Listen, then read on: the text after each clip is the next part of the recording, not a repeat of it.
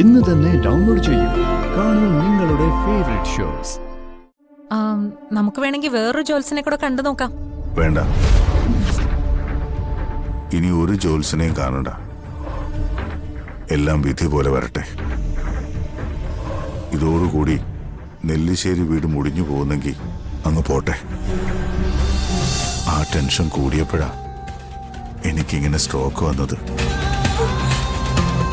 അല്ലാതെ വേറൊരു കുഴപ്പമില്ല മോളെ. എന്റെ വയറ്റിൽ ജനിക്കുന്ന ഒരു കുഞ്ഞു കാരണം നമ്മുടെ വീട്ടില് ദോഷം വരുന്നു എന്ന് കേൾക്കുന്നത് എനിക്ക് സഹിക്കാൻ കഴിയുന്നില്ല അച്ഛ.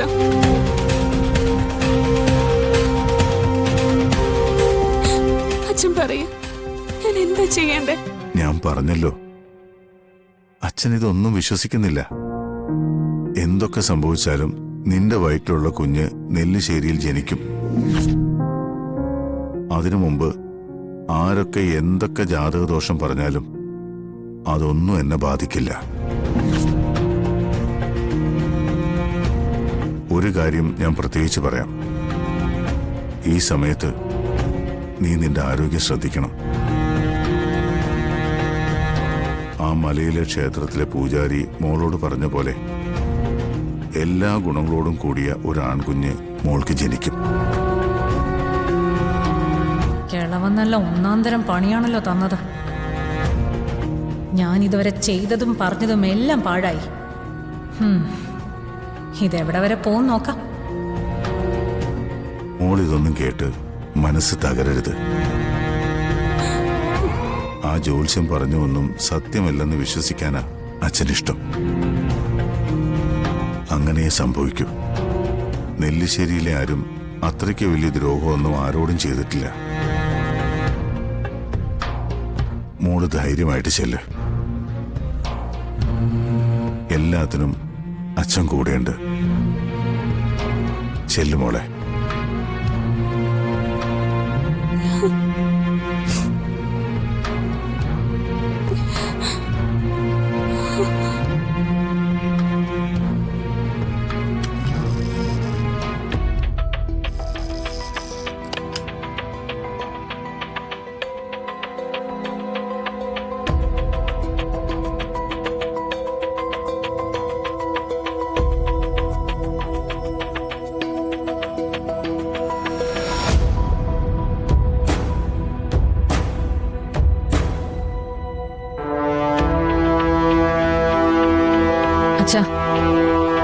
അച്ഛൻ അർച്ചനോട് പറഞ്ഞല്ല, ഞാൻ കേട്ടു. നന്നായച്ച. ഇപ്പൊ അർച്ചനയുടെ മനസ്സിന് ധൈര്യം കൊടുക്കുക എന്നുള്ളതാ നമ്മൾ ചെയ്യേണ്ടത്. അല്ലാതെ ഞാൻ അവളോട് എന്തു പറയും? അവൾ കേട്ടതെല്ലാം സത്യമാണെന്ന് പറയാൻ പറ്റൂ? അങ്ങനെ പറഞ്ഞാൽ അവൾക്കത് താങ്ങാൻ കഴിയുമോ? അവളുടെ കണ്ണീര് കൂടി ഞാൻ എന്തിനാ കാണുന്നത്? ഇപ്പൊ ഈ അനുഭവിക്കുന്നൊക്കെ തന്നെ ധാരാളം. ഇനി ആ ജോത്സ്യന് തെറ്റുപറ്റിയതാണെങ്കിലോ? ദൈവങ്ങള് അങ്ങനെ ചതിക്കോ?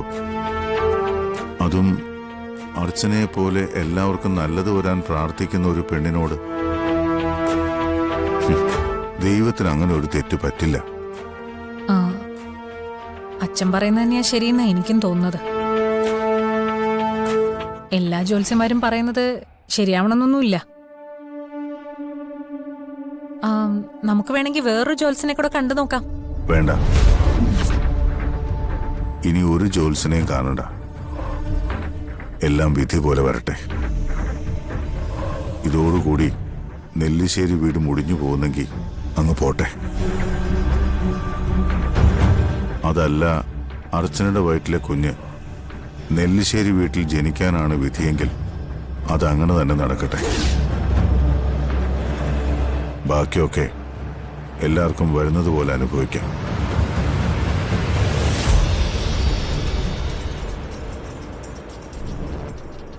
ഓ, അപ്പൊ കളി തിരിഞ്ഞു. കഥയിൽ പുതിയ ട്വിസ്റ്റായി. അവന്തികയുടെ എല്ലാ പദ്ധതികളും സേതുമാധവൻ പൊളിച്ചു. എടോ കിളവാ, ഇതിനുള്ള മറുപടി തനിക്ക് ഞാൻ തരുന്നുണ്ട്.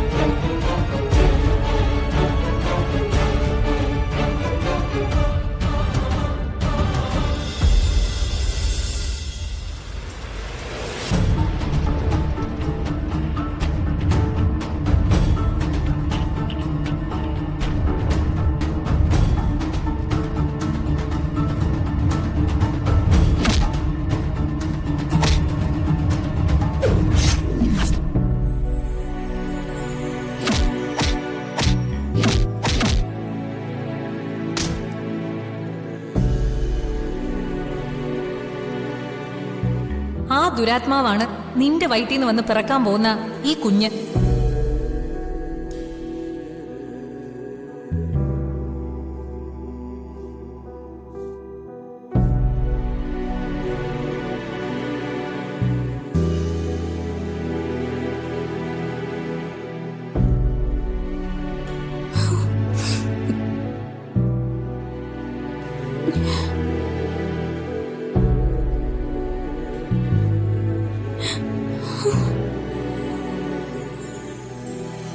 അർച്ചന,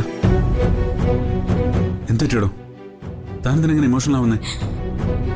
നമ്മുടെ കുഞ്ഞിന്റെ ജാതകദോഷത്തിന്റെ കാര്യത്തിൽ പലർക്കും സംശയമുണ്ട് സച്ചേട്ടാ. അച്ഛനും ആ സംശയം ഉണ്ടായിരുന്നു. അച്ഛന് മാത്രമല്ല, കുടുംബത്തിൽ പലർക്കും ഇപ്പൊ ആ സംശയമുണ്ട്. അതുകൊണ്ട് കാര്യങ്ങൾ ഇനി ഇങ്ങനെ പോയാൽ പറ്റില്ല. താനെന്താ പറഞ്ഞോണ്ട് വരുന്നേ? വൃന്ദാവനത്തിലും നെല്ലിശ്ശേരിയിലും സംഭവിച്ചതെല്ലാം നമ്മുടെ കുഞ്ഞിന്റെ ജാതകദോഷം കൊണ്ടാണെന്ന് പലർക്കും സംശയമുണ്ട്. നമ്മൾ കേൾക്കാതെ പലരും അത് അടക്കം പറയുന്നുമുണ്ട്. അച്ഛനും അവധിയെടുത്തിയും കൂടി അതിനെക്കുറിച്ച് അന്വേഷിക്കാൻ ഒരു ജോത്സ്യന്റെ അടുത്ത് വരെ പോയി. ജോത്സ്യൻ നമ്മുടെ കുഞ്ഞിന് ജാതകദോഷം ഉണ്ടെന്ന് പറഞ്ഞു പോലും. ആ ടെൻഷനുള്ളിൽ വെച്ചോണ്ട് അച്ഛൻ ഇത്രയും ദിവസം നടക്കുകയായിരുന്നു. ജനിക്കാത്ത കുഞ്ഞിന് ജാതകദോഷം? വല്ല ജോത്സ്യന് എന്തെങ്കിലും പറഞ്ഞെന്ന് വെച്ച് താനതോർത്ത് വിഷമിക്കണ്ട. ഇവരിപ്പോ ഈ പറയുന്ന കാര്യങ്ങളൊക്കെ മാറും. നെല്ലിശ്ശേരി വീടിന്റെ ഐശ്വര്യമായിട്ട് നമ്മുടെ കുഞ്ഞു വളരും. അതൊക്കെ പിന്നീടുള്ള കാര്യങ്ങളാ. പക്ഷെ അങ്ങനെ ഒരു വിശ്വാസം അച്ഛന്റെ മറ്റുള്ളവരുടെ മനസ്സിൽ വേരുറച്ചു കഴിഞ്ഞാ പിന്നെ അതിനെ പിഴുതെറിയാൻ ആരെ കൊണ്ട് സാധിക്കില്ല. നമ്മുടെ കുഞ്ഞ് ജനിച്ചാലും പിന്നീട് നെല്ലിശ്ശേരിയിൽ സംഭവിക്കുന്നതെല്ലാം ആ കുഞ്ഞിന്റെ ദോഷമായിട്ട് വരും. അങ്ങനെ ഉണ്ടാവാൻ പാടില്ല. അതിനൊരു വഴിയേ ഉള്ളൂ. ഇപ്പോഴത്തെ ഈ പ്രശ്നങ്ങൾക്കെല്ലാം പരിഹാരം കാണണം. ആദ്യം വേണ്ടത് അനൂപേണ്ണെ എങ്ങനെയെങ്കിലും ജാമ്യത്തിൽ ഇറക്കാന്നുള്ളതാ.